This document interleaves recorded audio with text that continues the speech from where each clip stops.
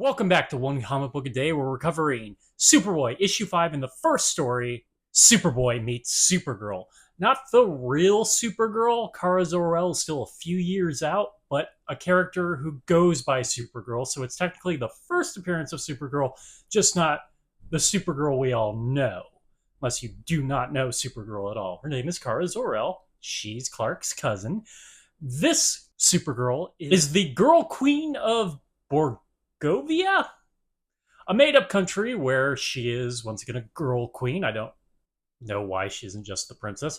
Probably because the council is using her as a figurehead so they can do their own corrupt power grabs and blame it all on the queen, which is Lucy.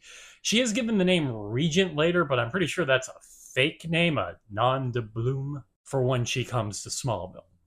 But she doesn't want to be queen, partly because of the whole prisoner aspect of it all.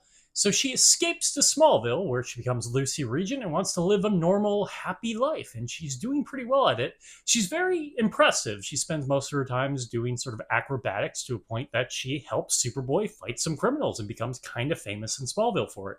Which is a problem because for some reason this gets reported on back in her native country. And the evil Duke, I believe he is, figures out where she is. I like this. This is all really great setup. They then have this benefit show where she's going to be Supergirl to Superboy. Yeah, I guess that does make sense saying that out loud. And he then uses his powers to make her seem much more impressive, like she has powers like him. I mean, it wouldn't be much of a show if he's not doing anything. The problem is this is sort of the second act of the story, and it takes up a lot of the nearly 13 pages. So a lot of the 13 pages is just them doing things without it actually having any plot. They're not actually saving anybody, which is too bad because when the story suddenly remembers in the final 2 to 3 pages that there is some sort of conflict happening here, it happens in the last 2 or 3 pages instead of incorporating it throughout the story. And it's a very compelling conflict.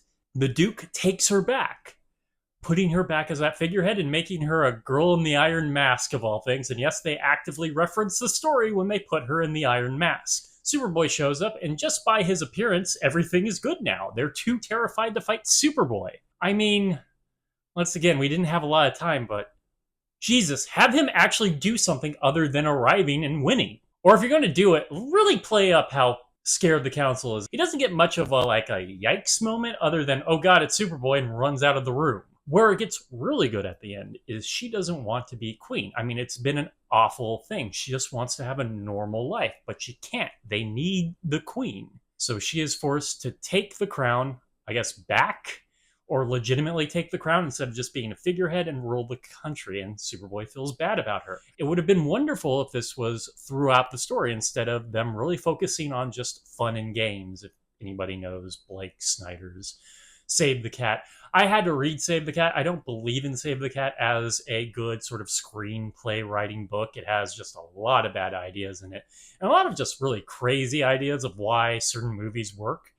But it's incorporated in my head. And something that's very wrong about Blake Snyder's book is that he talks about the first half of the second act being your fun and games. This is where you put all the fun things.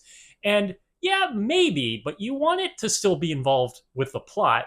So a lot of stories end up having second act problems, especially if a lot of people are learning from that book and essentially thinking for the first half and possibly the longest section of the movie is just having fun instead of, having the characters grow or have conflict. And this is what I feel like this story is like. They decided just to have some fun in the middle and then forgot the plot. You want those to go hand in hand. And it's such a compelling plot. I've used compelling way too often in this video. But it's a really good plot, and you do feel bad for her at the end of the story, and I kind of wish for her to come back, because she is a sympathetic character who is given quite a lot to grow on, even if it is in the final 3 pages of the story. It's just the story fails her because it forgets to actually remember its conflict for most of it. And it doesn't help that the things they're doing aren't particularly all that great, like them jumping over a building. It's weak even for a comic that's known for having Superboy deal with things by just kind of rushing in and dealing with it in half a page. So they didn't even replace the fun with stuff that's exceptionally fun for Superboy. Okay, that is it from Superboy Meets Supergirl. If you like this video, please like and subscribe, hit the bell icon to get notifications when a new video is up. I do this Monday through Friday, but Friday is Bat Friday, where I cover a Batman story and other Detective Comics or Batman. And until next time, let's ponder the question, whatever did happen to the boy of tomorrow?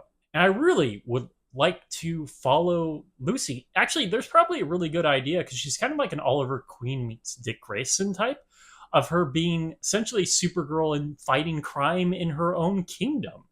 Queendom? I mean, that would be an actually interesting Golden Age story to do. Too bad they didn't. Okay, have a great day.